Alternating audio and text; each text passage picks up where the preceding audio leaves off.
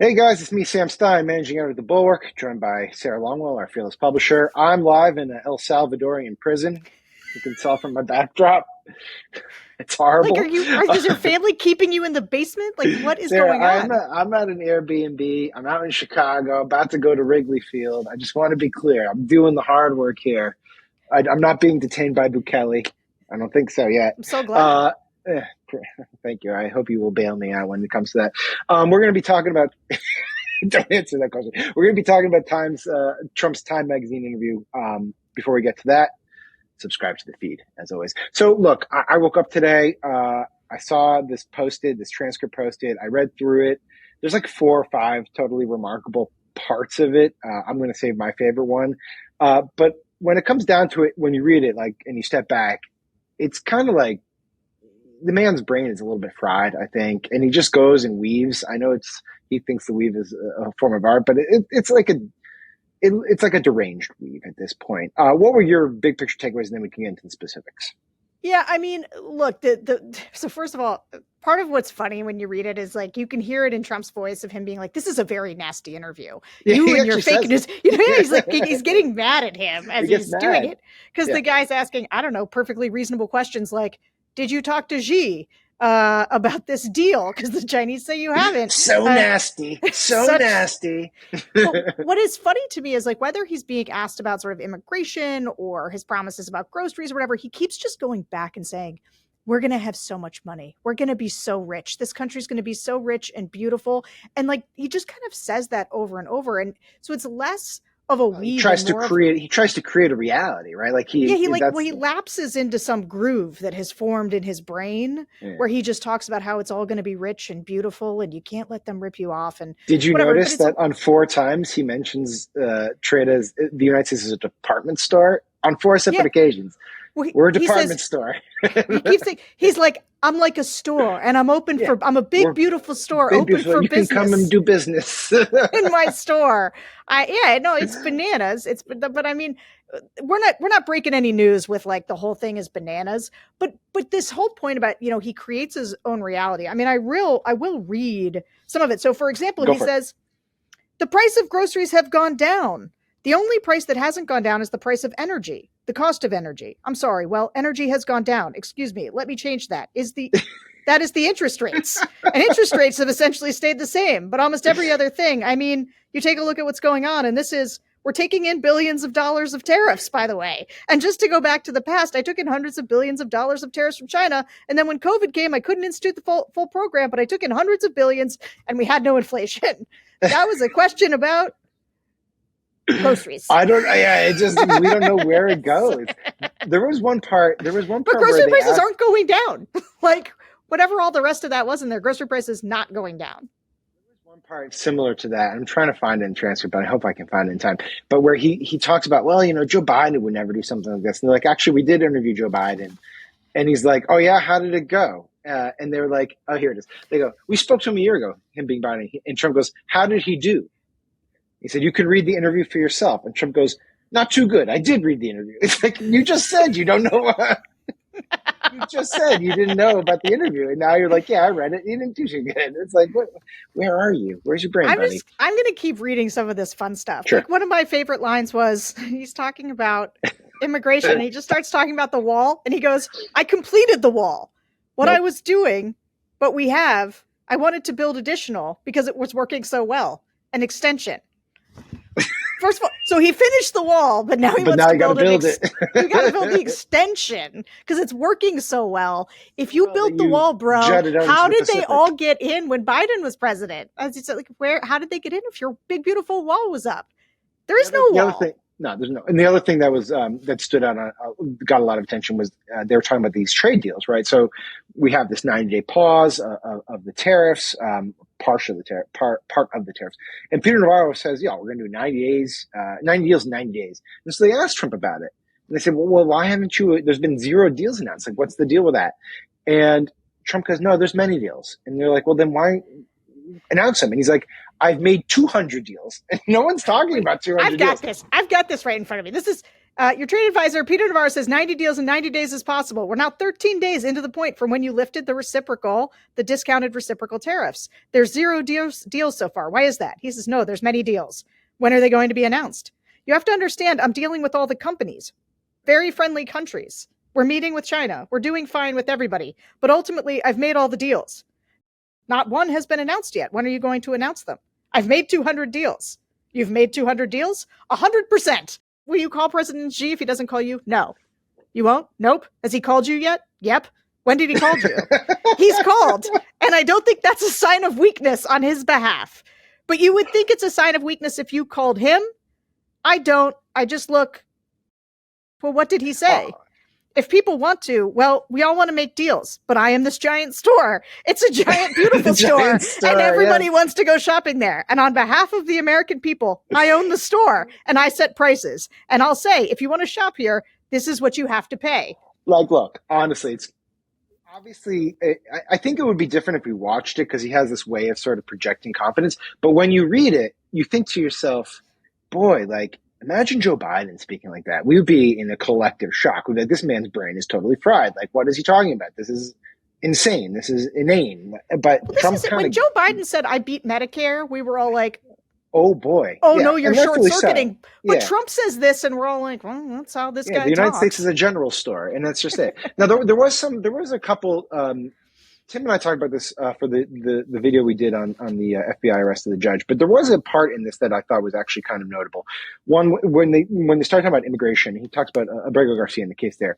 He basically is like, look, I'm fine with him coming back and getting retried. I don't really care. Like, let's do it, but I'm going to defer to my lawyers. Now, 2 things about that. One is he's using his lawyers as a human shield, which is strategic. But 2 is he kind of is undermining the entire case that Stephen Miller's out there saying, which is like, this is totally illegal.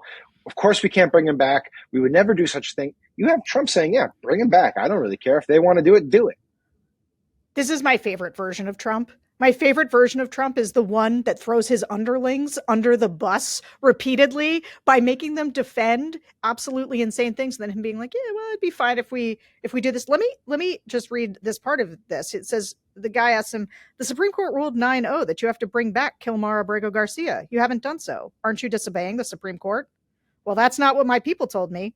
They didn't say it was. They said it was the 9-0 was something entirely different. Let me quote from the ruling. The order properly requires the government to facilitate Abrego Garcia's release from custody in El Salvador. Are you facilitating a release? I leave that to my lawyers. I give them no instructions. Give them no instructions. They feel that the order said something very much different from what you're saying, but I leave that to my lawyers. Right. If they want, and that would be the Attorney General of the United States and the people that represent the country. I don't make that decision. It's unbelievable.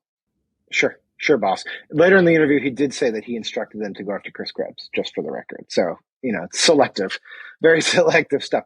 But yeah, I think that one was notable. And then the other one that stood out to me was how he talked about the law firms, because it was, and you know what? Actually, I appreciated this from Trump because the firms acquiesced to him. They bent over, totally capitulated. And then he just decided to rub it in their faces a little bit more because they're like, well, don't you think that's authoritarian and wrong of you to do? And he's like, well, they wouldn't have done it if they didn't do stuff that was wrong. They wouldn't have paid me if they wouldn't have done. It's like, yeah, you know what? I have no sympathy for the firms. They deserve all this humiliation that they're going to get. And rightfully so. You earned it. Congrats, Mr. President. Honestly, I feel that way. It's like you absolutely rub it in their faces because they absolutely deserve that stuff. So, anything else? Him saying that the money is basically an admission of guilt on that part. Also, like, they do deserve it for being stupid enough to pay his ransom money, thinking it's going to buy them something. Yeah. That's my point. It just is so clarifying. They thought they could get out from under his thumb. And of course, you can't do that with this guy because he'll always hold it against you. Last bit that I want to talk about is he mentions, what was it? It was the war in Ukraine.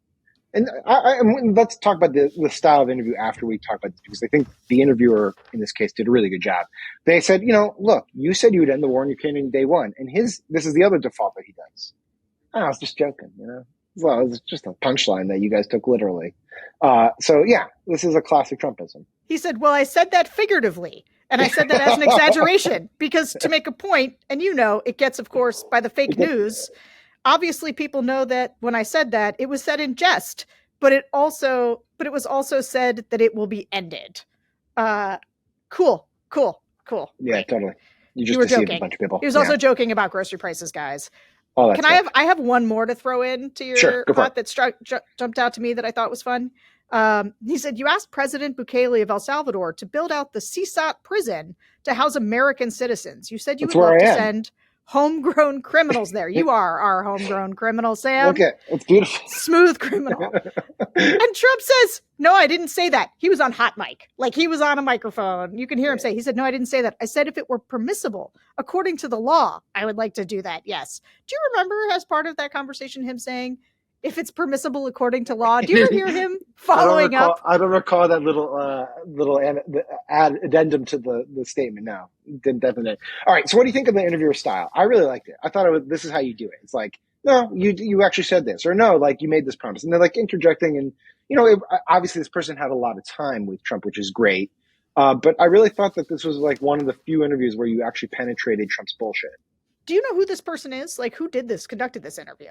Yeah. Okay. So the interview says it was conducted by Times senior political correspondent Eric Cortelyesa and editor-in-chief Sam Jacobs. I wish I knew more about past interviews they've done, but they did a really good job with this one. He did. So that Cortelyesa guy did the one of Trump, the Time magazine that Trump did that was pre-election, where Trump was like, no, I'm going to put troops in the streets. Like that Time magazine article was also notable. And so I think in both cases, this particular reporter, it's interesting that Trump sat down for a second interview. Well, he loves Time. He loves. He just loves That's magazine. Right. That's right. Yeah. And so I think the reporter did a good job. Yes, I think of just saying like these are the things you said, and a lot of it is like Trump being Trump. But it is always revealing when he does these things with not Fox News toadies that hold up the mirror to him, and obviously he weaves his way out of it. But it's still. You can tell where he has no plan.